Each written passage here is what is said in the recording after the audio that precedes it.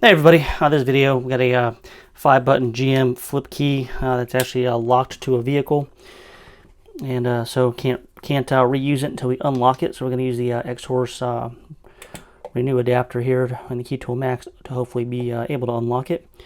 I'm just reading the transponder now, so you can actually see that it is indeed locked. It says already locked. And now to unlock it, we'll need to disassemble the key.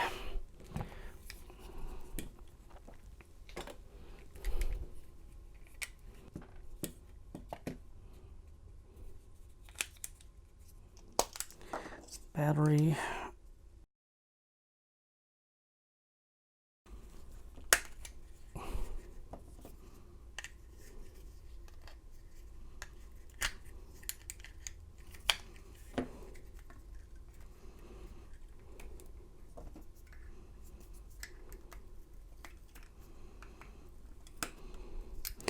And you want to pay attention to your flip key too, so you can put the blade back in correctly.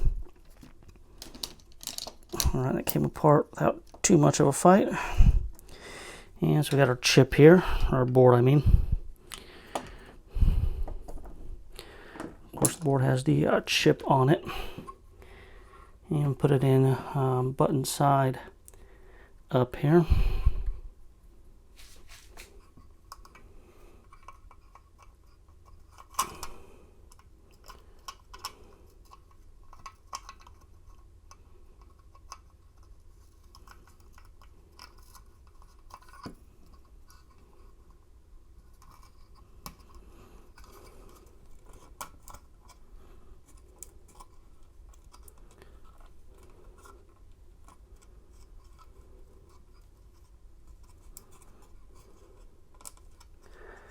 I don't want to force it. This is an aftermarket key.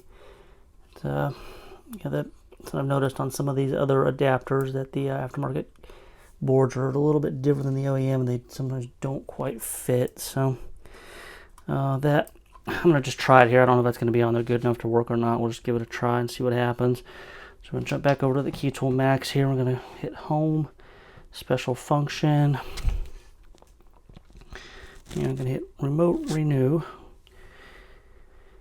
And we need to go Buick Chevrolet. And this is a 315 megahertz 5-button smart key. We'll hit unlock here and we'll see if it'll do it here with it just sitting on there without it being pressed down. The little pins are actually spring loaded, so you can push down on them. And then use these little legs here to kind of lock it in.